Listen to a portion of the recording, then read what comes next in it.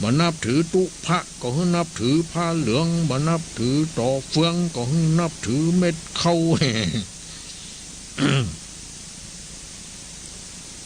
เอาละถ้าคนใดเคารพอ่อนน้อมถ่อมตนนี่นะจะเป็นที่ฮักของคนทั่วไปคนเฒ่าคนแก่เขาก็เหมือนกัน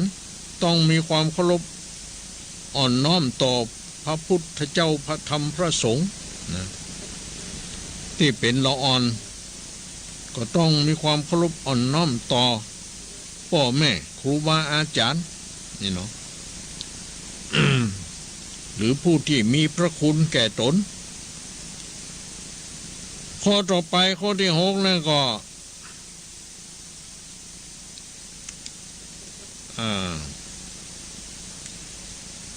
ยอมรับว่าบางอย่างเฮาก็บ่ฮู้จะไปคิดว่าตัวเก่งกล้าสะหาวอวดฮู้อวดลวกเหียหมดบางอย่างเฮาก็บ่ฮู้ก็มีนะบางเรื่องนี่เราต้องยอมรับนะบางคนนี่อวดฮู้อวดลวกนะ เปิ้นจะแย่อย่างไรอย่างไปเตะวงเตะหมู่พวกก็มี เปิ้นทุกเปิ้นจะเอากันอย่างอันอย่างอี้มันไปแนะนำแหมอย่างนั้นอย่างนี้เนี่ยอวดฮู้อวดลวกก็บ่ดีนะเนาะต้องดูก่อนบางเรื่องเขาฮู้หรือเฮาจะไปคิดว่าเฮาฮู้ไปเหี้ยทั้งหมดไปฮู้กว่าเขาจะจังหัวกะ เนาะเนี่ยคนนี่มันอย่างว่าแล้วนะเนี่ยเปิ้นฮักอยากนักจักหวังเนี่ยเฮาเปิ้นจังกำเดียวก็ได้นี่แหละ ข้อที่7นี่บ่ทำตัวเป็นน้ำเต็มแก้ว มันอย่างไรน้ำเต็มแก้วมันล้นกับมันนักอะมันล้นฝะออกมาทำให้พื้นนั่นสกปรกกะเนาะเปียกปอนไปหมดอย่างกะนะ จะไปทำตัวเป็นน้ำเต็มแก้วนี่ นะแต่ความหมายยังได้กึดเอาน้ำเต็มแก้ว ข้อที่8ฮือเกียรติคนอื่นเสมอฮือเกียรติอย่างใดก็จริงเช่นอย่างมีการเชื้อเชิญแล้วก็เรียกที่เขาเคยอยู่ด้วยกันคิงหาบาไอก็ดีพอเข้าสังคมคนหมู่คนหลายมีงานเขาบ่ใจกับนั้นละใจคุณ คุณพ่อคุณแม่นั่นคุณพ่อนี้คุณนั่นคุณนี่ แต่เขาอยู่กับพ่อกับแม่อีพ่ออีแม่ อีบดเทอีปู อีนี่มันมาจากไหนความจริงจะเป็นอีปูอีกอะอีพ่ออีแม่ ถ้าไปอยู่คนหลายคุณพ่อคุณแม่คุณปู่อย่างนั้นเนาะแล้วก็เพื่อเกียรติคนอื่นก็เหมือนกันนะเราต้องรู้จักให้เกียรติคนอื่นเสมอ จะไปรังเกียจ คนอื่นให้เกียรติก็คือฮืออย่างเขาอยู่ไหวจะไรคุณงามความดีสิ่งที่ดีบ่ทะลุดุดันอีหนอบอกว่า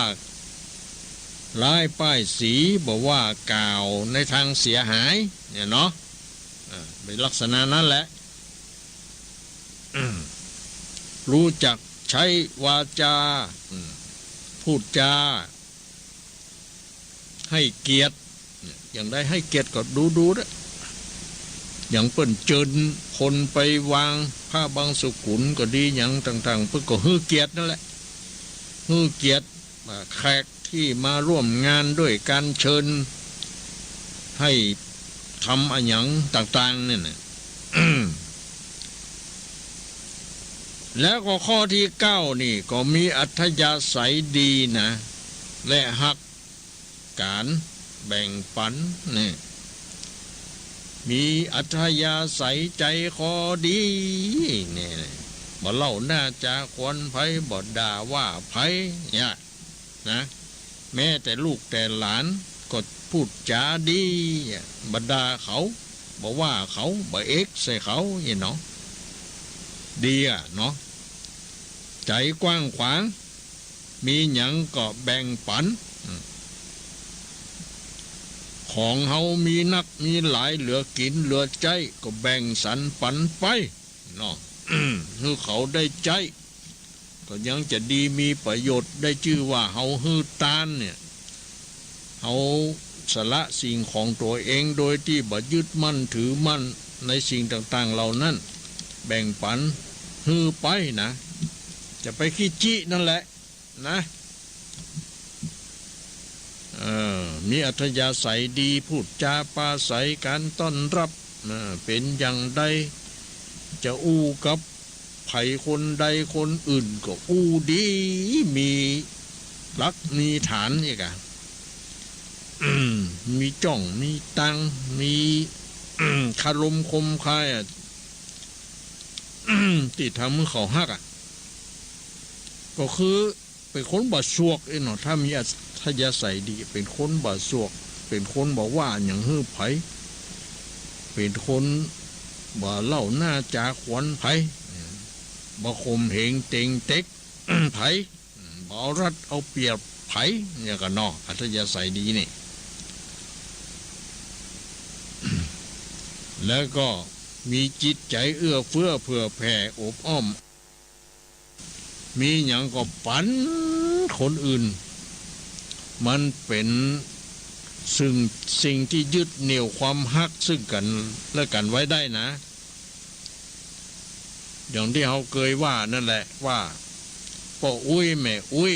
ถ้าอยากจะฮื้อหลานฮักลูกฮักนี่ก็มีอย่างแบ่งปันเขานี่นะพูดจาปราศัยกับเขาดีๆเขาก็จะอยู่ตัวเฮาอยู่ใกล้เฮาต้องการอย่างจะใจจะวานอย่างเขาเนี่ยเขาก็เต็มใจที่จะไปทำไปเนี่ยฮือเนาะถ้าเขาบ่ได้แบ่งปันอย่างเขาขี้จิมีอย่างบ่แบ่งบ่ปันลูกหลานอย่างนี้เขาก็บ่ใครอยู่ใกล้เฮาอย่างนะ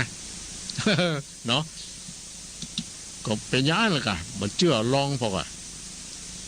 เนาะเนี่ยเฮาตาเฮาสองข้างเนี่ยอยู่หน้าเฮาพอแต่เฮาบ่หันเนี่ยแต่ของคนอื่นมันหูมันหันนะเนี่ยเรื่องมันเป็นอย่างนั้น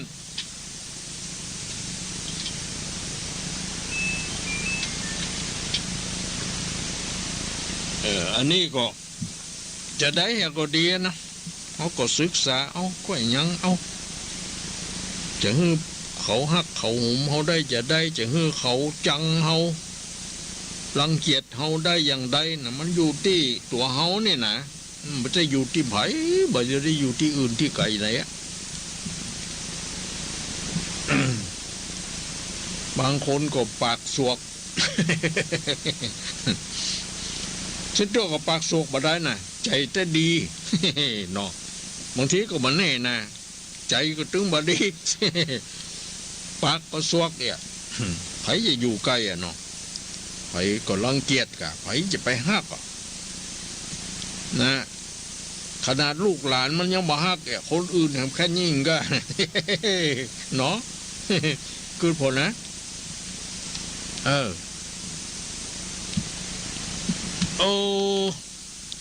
อันนี้ก็มาเล่าอู้สู่กันฟังหูจักฟังความคิดหันของคนอื่นจะไปเอาวิจัยตัวว่าคนเดียวเนี่ยต้องฟังคนอื่นด้วยสองหูจักขอบคุณในเมื่อ เขาคนอื่นได้ทำอันอย่างคนดีแก่เขานะสามก็หูจักขอโทษเวลาเขาทำผิดทำเพิ่งพังเผลอไป โดยที่บ่ได้ตั้งใจก็ขอโทษว่าไปข้อที่สี่ก็บ่ยกตนข่มต้านหรือว่าไปดูถูกไผมันบ่ดีจะทำเขาจังเนาะไปดูถูกเขา แล้วก็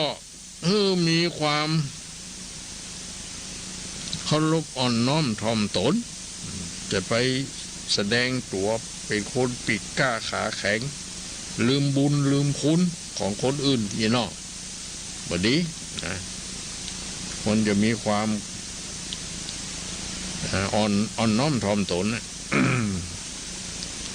อ่อนทางกายอ่อนทางวาจา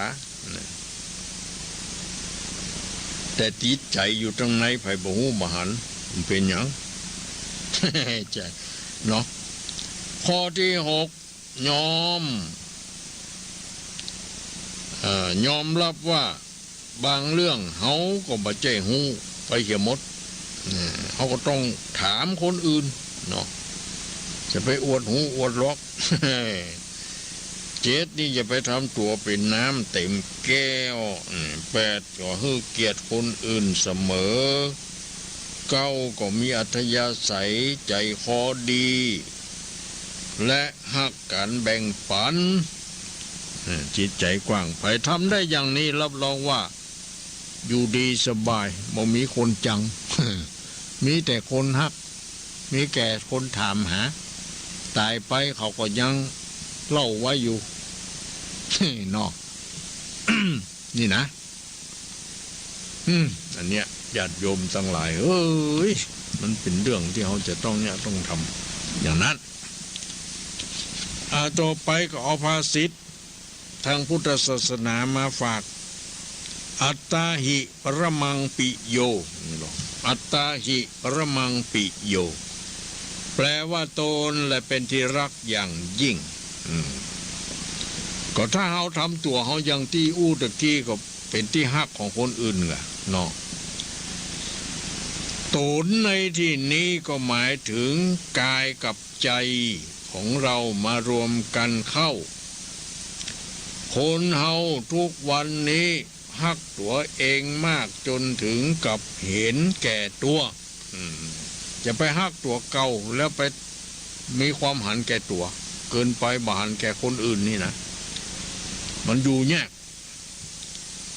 พยายามทุกอย่างเพื่อสนองความสุขความสบายของตัวเองนี่ถึงแม้จะทำสิ่งที่ผิดต่อศีลธรรมและกฎหมายก็ยอมทำเนี่ยนะทั้งหมดนี้ไม่ใช่เป็นการรักตนเองที่ถูกต้องเลยนี่บุคคลผู้รักตนเองที่แท้จริงนั้นต้องทำความดีแก่ตนเองและพยายามนำตนเองออกจากวังวนคือวัฏสงสารให้ได้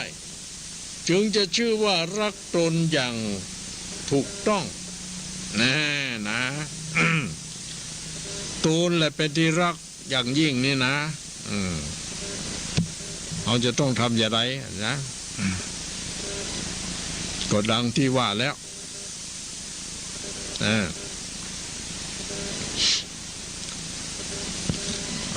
นี่ก็ ได้นำเอาธรรมะ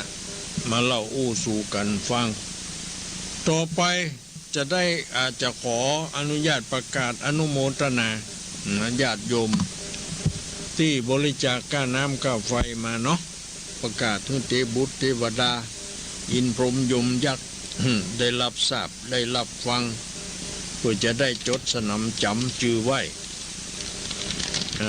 ตกน้ำก็บ่ฮือไหลตกไฟก็บ่ฮือไหม้กันเนาะก็ดีนะ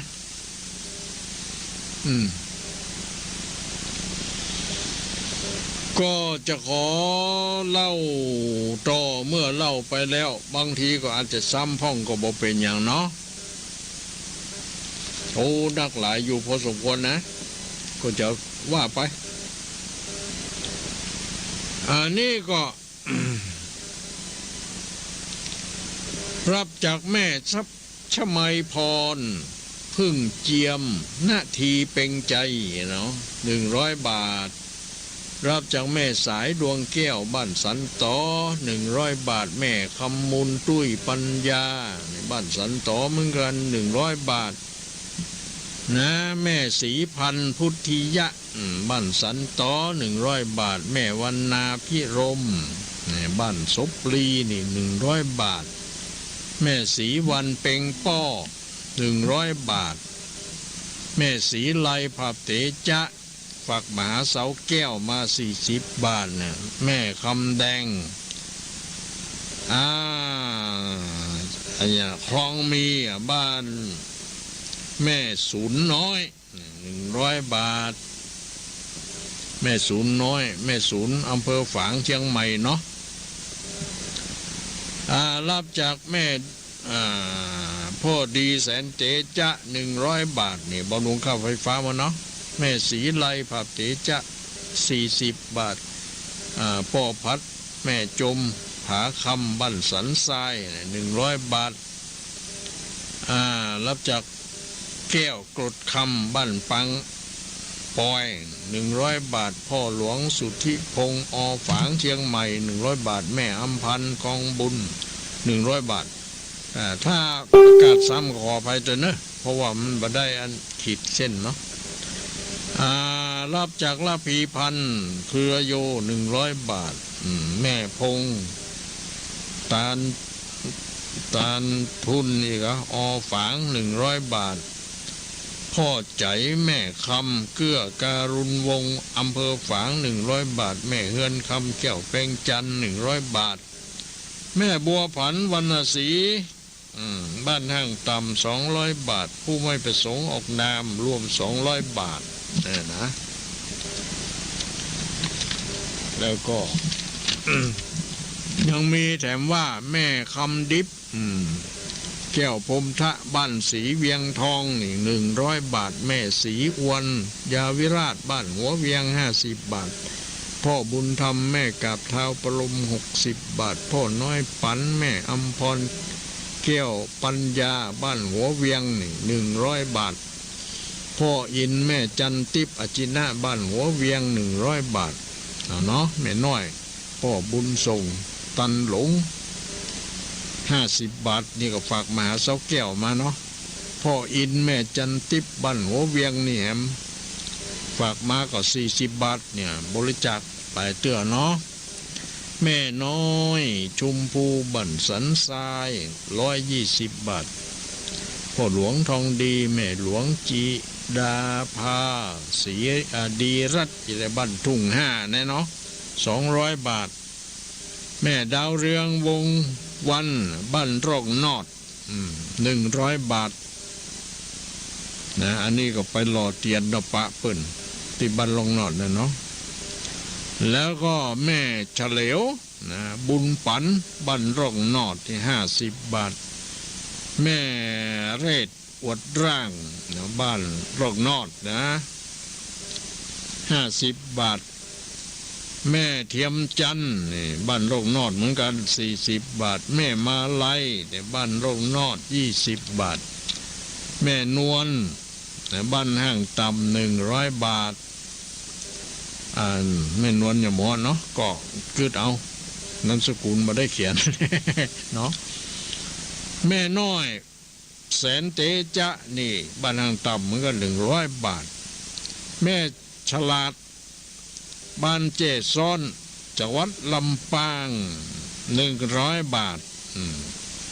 โอ้แม่ฉลาดนี่ที่ดอนนางแก้วก็ดูมันมาเนาะในป่าอยู่แม่คำนวณกำลังแข็งกับบ้านเจซ้อนเมืองปานอันนี้ก็100 บาทป้อน้อยผลมักได้นี่ที่ฝากมหาเสาแก้วมาเนาะ100 บาท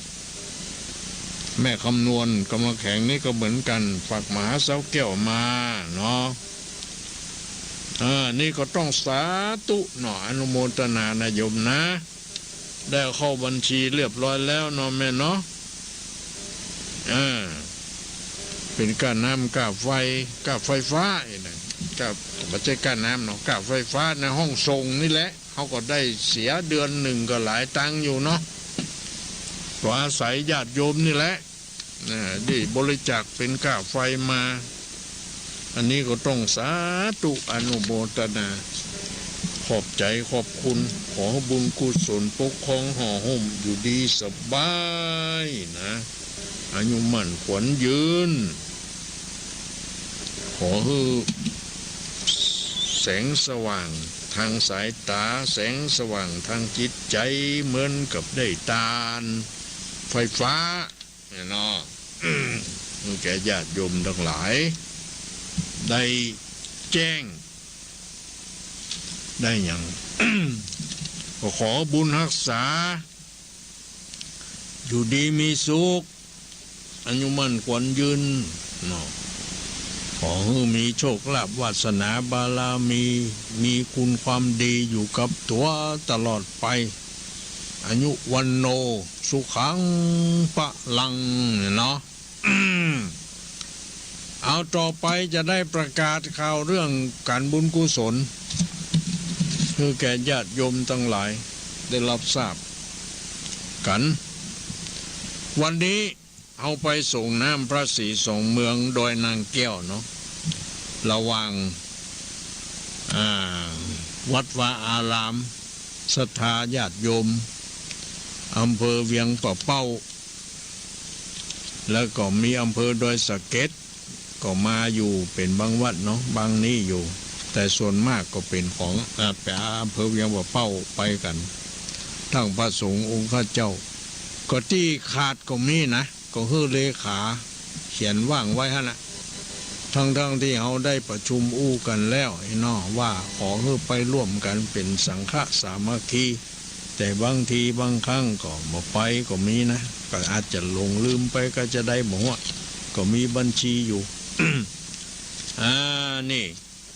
วันนี้ก็เอาข้อห่อหนึ่งไปเป็นข้าวเพนของพระเนนแล้วก็ญาติโยมทั้งหลายก็ร่วมรับประทาน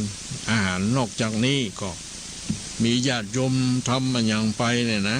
หลายสิ่งหลายอย่างมีทั้งน้ำทั้งอย่างนั้นคุณโยมสีดาไอ้กับนคนงามเนี่ยนะที่เป็นสถาวัดประแดงนี่โอ้ไปทุกงานเลยนะได้โยมเนี่ย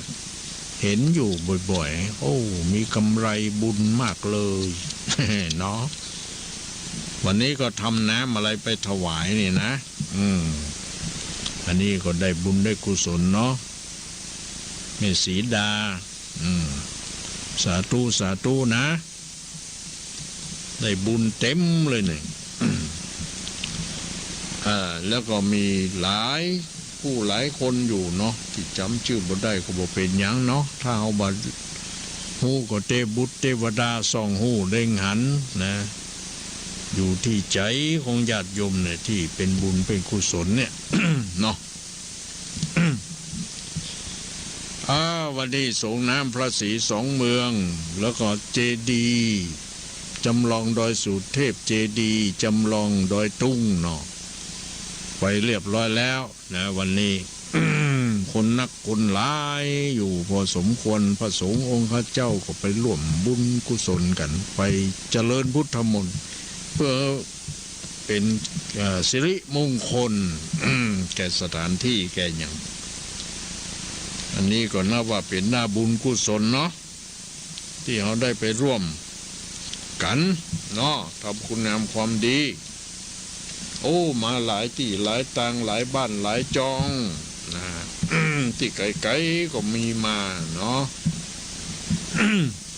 ก็ขอให้อิ่มบุญเนาะอิ่มบุญอิ่มกุศลกันเนอะญาติโยมนะ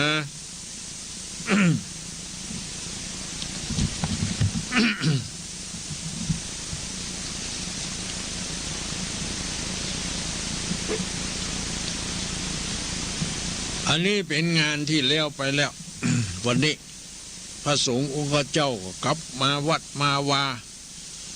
ส่งน้ำอย่างเสร็จเรียบร้อยก็ทำวัดสวดมนต์อธิษฐานเข้าพรรษา เนาะเรียบร้อยไปแล้ว ทีนี้งานในวันพุกนี้ ก็คือวันศุกร์ที่15 กรกฎาคมเนี่ยเนาะเป็นวันที่ ทางจังหวัดได้กำหนดให้คณะสงฆ์อำเภอเวียงป่าเป้าและศรัทธาประชาชนอำเภอเวียงป่าเป้าเนี่ยเนาะ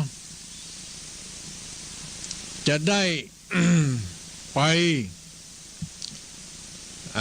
เป็นเจ้าร่วมเป็นเจ้าภาพในการสวดพระอภิธรรมในการเทศน์ศพของท่านเจ้าคุณพระราชสิทธินายก อดีตรองเจ้าคณะจังหวัดเชียงรายรูปที่หนึ่งแล้วก็อดีตเจ้าอาวาสวัดศรีทรายมุน นะเพิ่นก็ตั้งศพบำเพ็ญกุศลแล้วก็แต่ละอำเภอก็เพิ่นกำหนดให้ไปกันแต่ละวันนะทีนี้อำเภอเวียงเป้านี่กำหนดวันที่15เนี่ยวันพุกนี้เนาะก็ตามที่ ได้ประกาศให้รับทราบที่ดอยนางแก้วเนี่ยที่ตะเจ้าแหละที่ผ่านมานี่เนาะ เพราะฉะนั้นก็ขอให้พระสงฆ์องค์ข้าเจ้าโดยเฉพาะอย่างยิ่งก็เจ้าอาวาสหรือตัวแทนเจ้าอาวาสขอให้ไปทุกวัดนะอย่าได้ไปขาดเนาะเขาจะได้นำปัจจัยไปมอบเพื่อแก่เปิ้น เป็นปัจจัยอยู่15,000ปลายเนาะ วันพรุ่งนี้นะแต่ทีนี้ก่อนที่เราจะไปเนี่ยเราจะต้องไปแวะที่วัดป่าม่วงเหียก่อนนัดกัน12 นาฬิกาคือเที่ยงนะเวลาเที่ยงวันนั่นแหละหลังจากที่เฮาได้ฉันเพลที่วัดของเฮาเสร็จเรียบร้อยแล้วเนี่ยขอให้ไปพร้อมกันที่วัดป่าม่วงก่อนที่จะเข้าจังไห้นะเขาจะไปรอกันอยู่หันประมาณสักเที่ยงนี่เขาจะได้ทำพิธีสามีจิกรรมสุมาคารวะหลวงปู่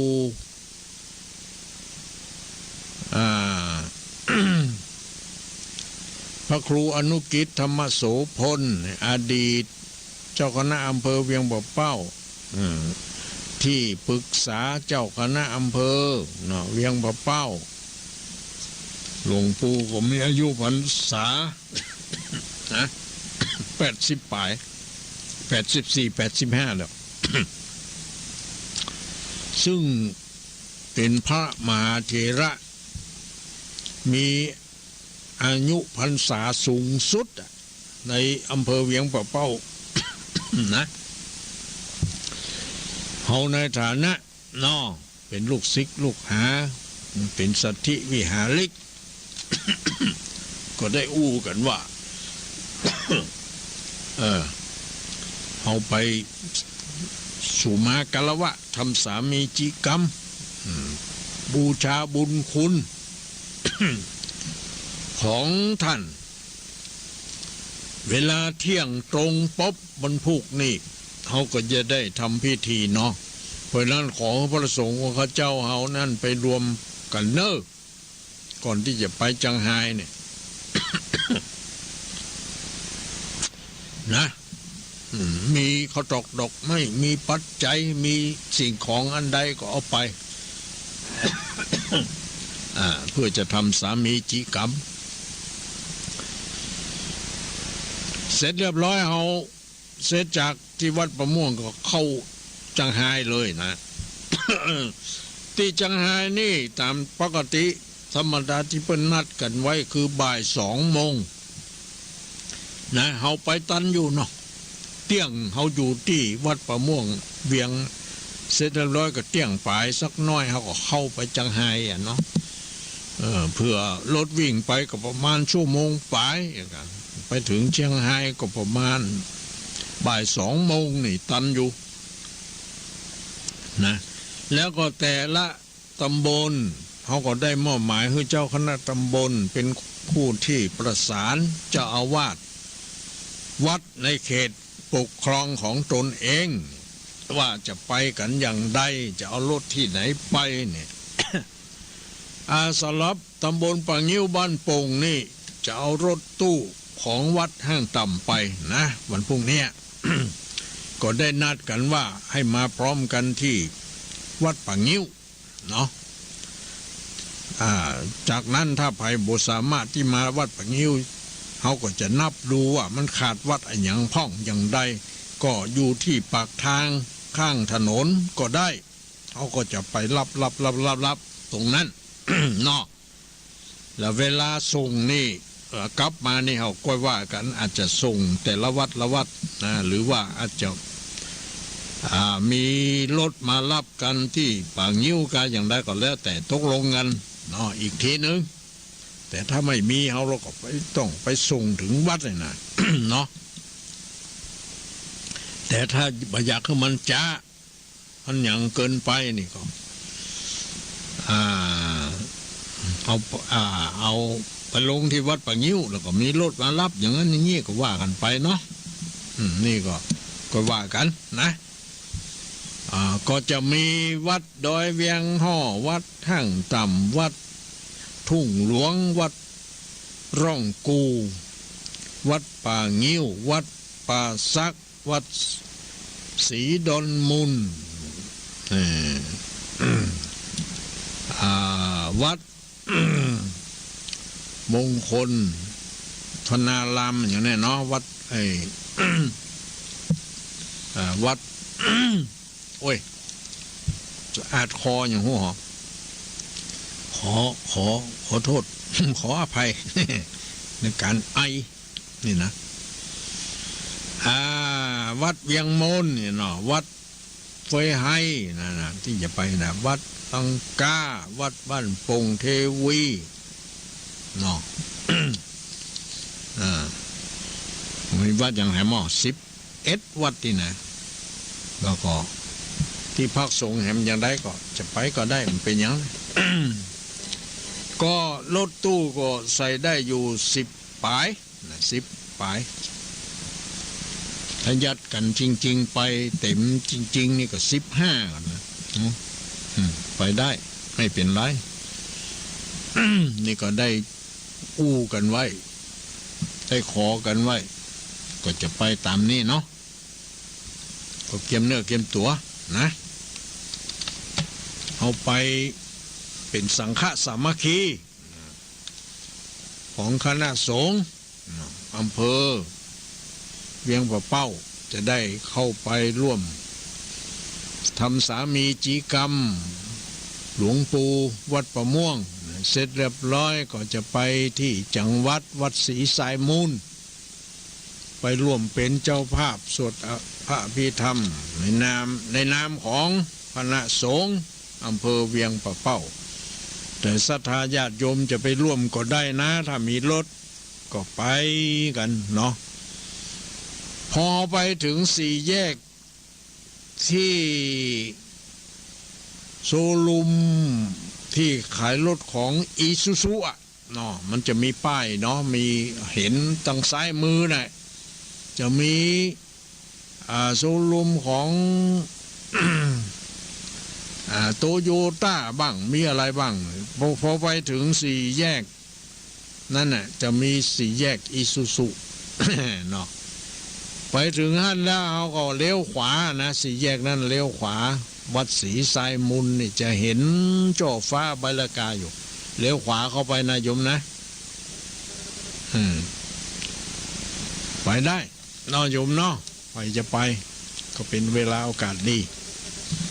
เอาละญาติโยมตั้งหลายต่อไปนี่ก็จะเปิดโอกาสให้แก่ญาติโยม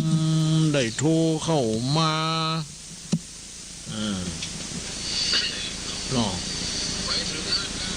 ว่ารับฟังรายการประทีปธรรม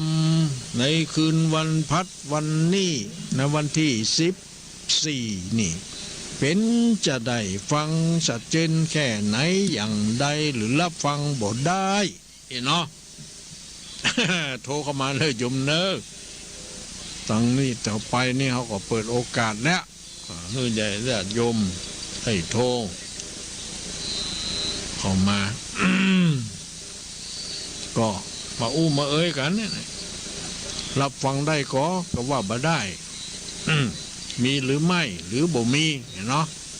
ก็ค่อยว่ากันไปนะโยมนะเอาไผรับฟังได้ก็เข้ามาโทรเข้ามานี่มาแล้วเดี๋ยวก่อนเนอะเดี๋ยวก่อนเอาเดี๋ยวถ้าบัดติดโทรมาทำไมอันนี้ไผก็โทรเข้ามานี่75408อีนอโยมหนอนี่ดีโทรต่อไปว่าไงนี่ไหนอ่ะมันเป็นจะหือนี่เลขโทรนี่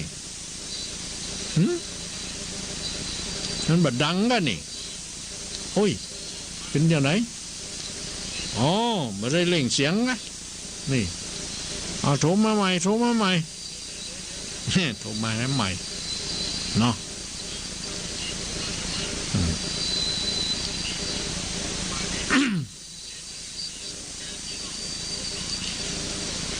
รายการประทีปธรรมวันพฤหัสบดีดำเนินรายการโดยตุลุง อันดังแล้วเฮ้ยตุลุงวัดแห่งตำเนาะสายแรกมาแล้วเนาะเจริญปอนจากวันตาหลวงตาเจ้านี่เสียงแม่เจียงดีนี่อำเภอฝางแต่ก็อยู่ในหมู่มันเดียวอยู่จุงเทพอยู่กระบี่ที่อยู่เมืองฝางอยู่เจ้าอยู่เมืองฝางนั่นแม่จงดีเนาะเจ้าแต่จะกลับไปแห่งวันที่17นี่แห่งละแล้วภารกิจไปเลี้ยงหลานเจ้าได้ดีละแล้วก็อยู่ปุ้นก็รับฟังได้อยู่ก้าตั้งมือถือตั้งเจ้าฟังตั้งมือถือเจ้าดีละนอนได้ฟังอยู่เนาะอยู่ที่ไหนอย่างใดก็รับฟังได้นี่เนาะสมัยเทคโนโลยีเนาะ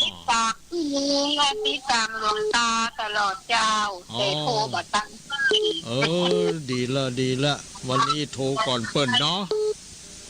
เจ้าดีแล้ววันนี้บ่ได้ไปดอยนางแก้วก็บ่ได้ไปเนาะเจ้าบ่ได้ไปเจ้าเป็นยังเนาะส่งจิตส่งใจไปก็ได้เนาะเจ้าต้องบุญดีโลที่ดอยนางแก้วฝนก็บ่ตกพอลงมาทางลุ่มเพชรปัดตกหนักเลยเจ้าฟังเขาตลอดเดียวแดดเดียวฝนเจ้าแต่ดีละเนาะอายุวันโนสุขังพลังเนาะแม่จงดีเนาะอยู่ดีเป็นผู้ประสานบุญนี่เนาะแม่จงดีนี่ดีแล้วนะขอบุญรักษาอยู่รอดปลอดภัยอยู่ดีมีสุขเนอะแม่จงดีเนอะสาธุเจ้าสาธุอนุโมทนาว่ากันไปต่อไป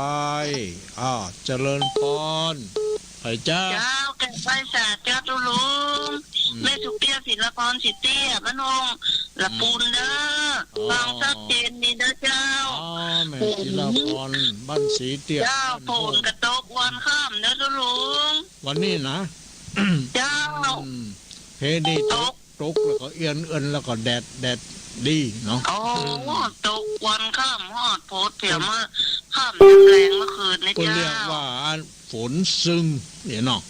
เจ้ามันเปิงเนาะเข้าภาษาฝนซึงฝนตกอีมันรับม่วนน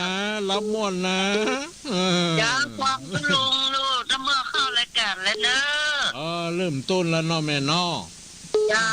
ชัดเจนดีเจ้าว่าโดยสองศักดิ์นี่นะเจ้า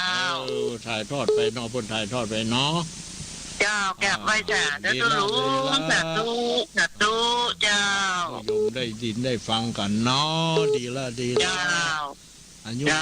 สุขังพลังเนอะ สายเจริญปอน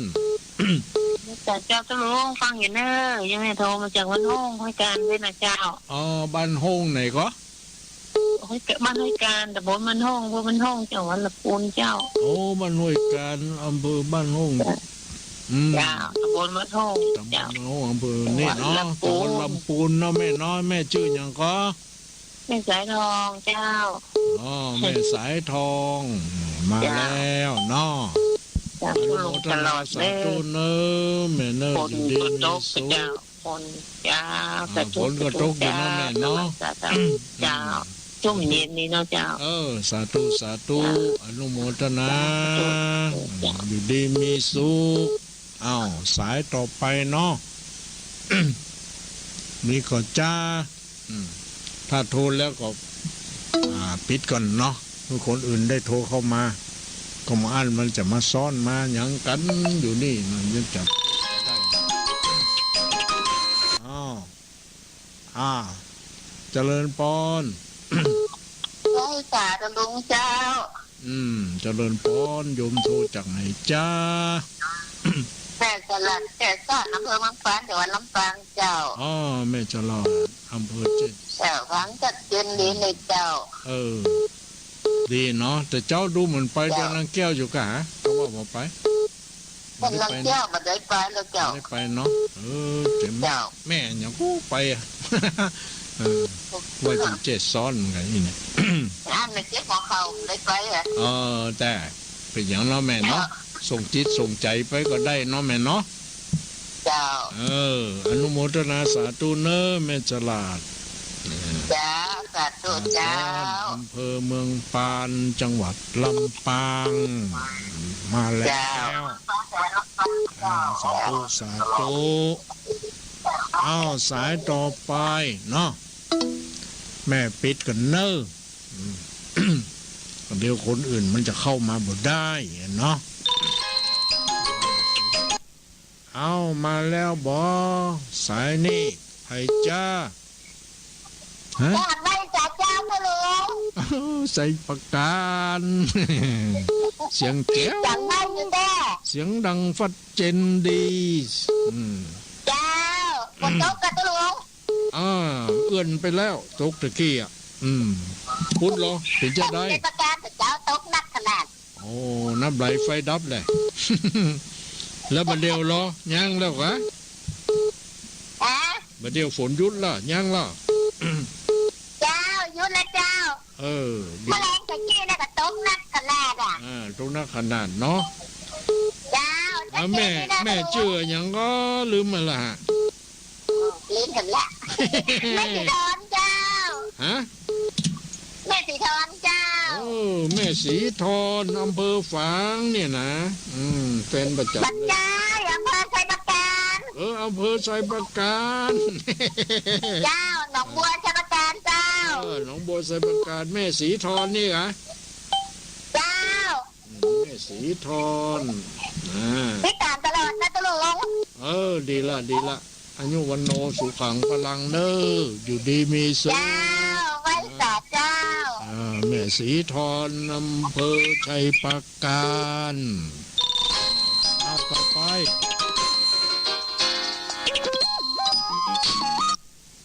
นี่รอสายที่ยังมาแล้วบอไว้สาตุลุงเจ้าไผ่จ้านี่ แม่สีกูลเจ้าแม่สีกูลบ้านหนองรองตำบลมันเป้าอำเภอเมียงจังหวัดลำปางเจ้าจังหวัดลำปางบุดนอรับฟังขึ้นอย่างจ้าตะลุนีเจ้าสัดเจนดีเจ้าแม่สีอย่างก็แม่สีกูลแม่สีกูลแม่สีกูลสันกุละสันกุละโทรมาจากอำเภอเมืองไงเจ้าอำเภอเมืองจังหวัดลำปางเนี่ยเนาะรับฟังได้อยู่เนาะคนก็สัญญาณไปเนาะแม่เนาะแม่ฟังวัดอะยังวัดบุญยวาสกับวัดหยัง บันเดียวครั้งสถานีด้านลุงนี้เจ้า ฟังจากสถานีของคุณดารุณีนี่เนาะเปิ้นถ่ายทอดไปเนาะเปิ้นนี้ไปเนาะ 1.25เจ้า 101.25จุด25 101.25นี่เนาะ เจ้าเจ้า โยมดารุณีเนาะไปไกลเหมือนกันเนาะคุณโยมดารุณีนี่เนาะมีสถานีไป เจ้า จะได้ก็รับฟังรายการของเปิ้นไปตลอดเนอะจะได้หูได้งานได้หยัง จ้ะท้องเรื่องมาไข่จิ๊ดจิ๊ดจ้ะ มันซ้อนกันแม่มันนี้กันนักลำไปเนาะอนุโมทนาสาธุอยู่ดีมีสุขเนาะแม่เนาะ เจ้าสาธุเจ้า สาธุเอาปิดก่อนเดี๋ยวให้คนอื่นเข้ามาแถมเนาะเอามาแล้วเจริญพรไป ไว้ จ้า จ่าเจ้าบ้านปางตำบลคือเวียงอำเภอดอกคำใต้จังหวัดพะเยาแม่แสงทองในเจ้า แม่แสงทองบ้านปังตำบ เจ้า ลคือ อยาก เวีย จะ ง คิด อำเภอนี่เนาะดอกคำใต้เนาะ อยากกินนี่นะเจ้าเด้อ สิ่งที่เตือนนี่เนาะแม่เนาะเราฟังตั้งแต่ต้นรายการนะเนาะ เจ้าฝนกระทบเนาะฝนกระทบนี้มัน ขณะนี้ฝนตกอยู่กะ เจ้าโจกอยู่บ้านนี่นะ เพลงยังเด้อเวียงหัวเป้า เจ้า ยังละตกจะเจ้าโตหนักอยู่เนอะ เจ้าย ามของเปิ้นเนาะเขาบอ เจ้าก ว่า กำลังใจในเจ้า อนุโมทนาเนอะแม่ เจ้าไว้จ่าเจ้า สิเนี่ยอนุวันโนสุขังเอ้านี่มาอีกหนึ่งสายเจริญพร ไอ้สาเจ้าจะลงคอยเครียด ตลุงคลายเครียดมาแล้วแม่อุ้ยคลายเครียดมาแล้ว ไม่อินฟังอย่างไรเจ้า แม่อุ้ยอินโทรจากอำเภอเสมิงอยู่เนาะ เจ้าพระสัมมาฟังธรรมะม่วนเนาะ วันนี้นะ แต่ว่าไปวัดม่วนตัวลง ฟังกันนักกันลายอยู่กันเนาะ มาจับกับไปทำบุญจักวัดมาตอนกับไปฟังเทศฟังธรรมเมื่อยกับไปจวดทำวัด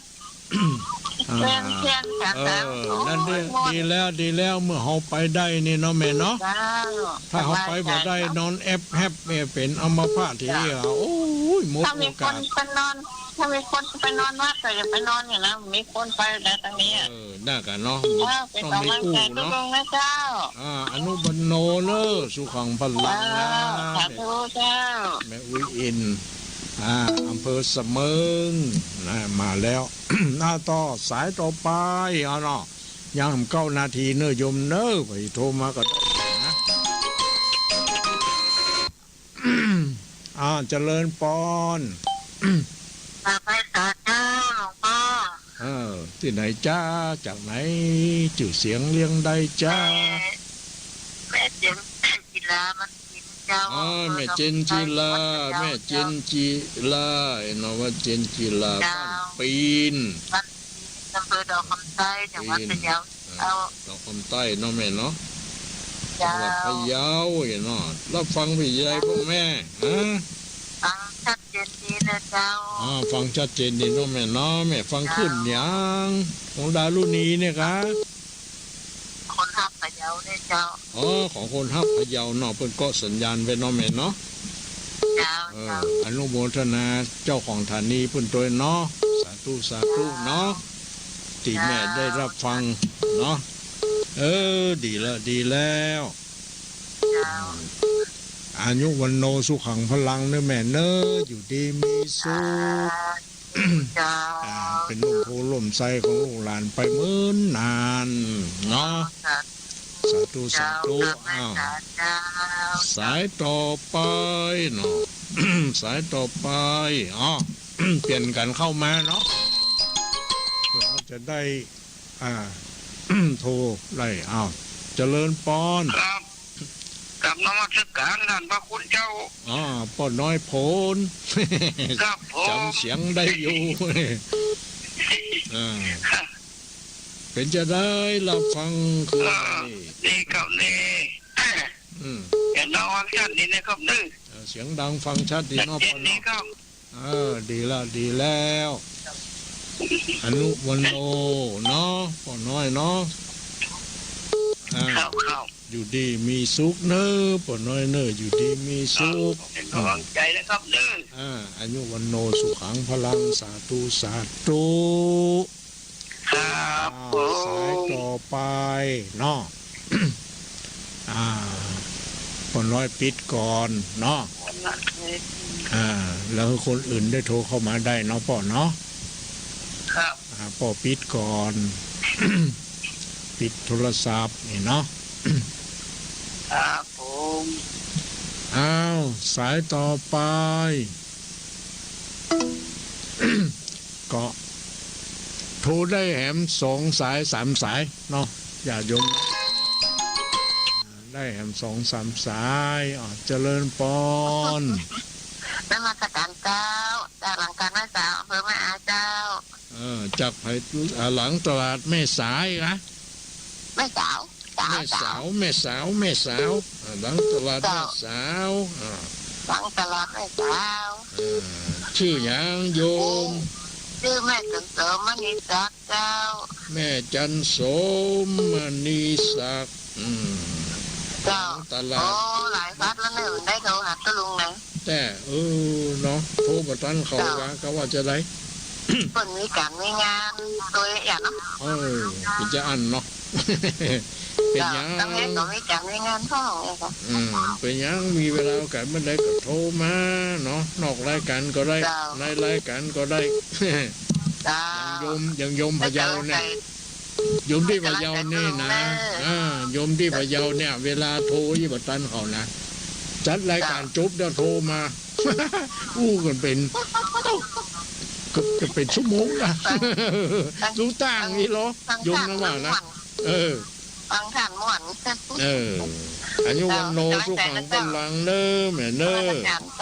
แม่จันโสมเนาะอายุวันโนสุขังพลัง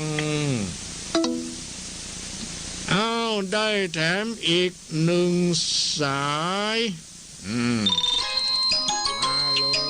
มาแล้วเจริญปอนเจริญปอน เจ้ากับภาษาเจ้าตุลุง โทรจากไหนจ้าไผ่จ้า แม่ปณีฝังเนี่ยจ้าแม่ปณีมออ่ะ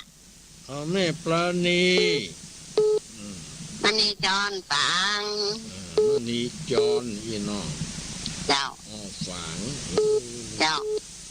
อยู่ใกล้กันทั้งแม่อยู่ใกล้กันทั้งแม่จงดีก่อ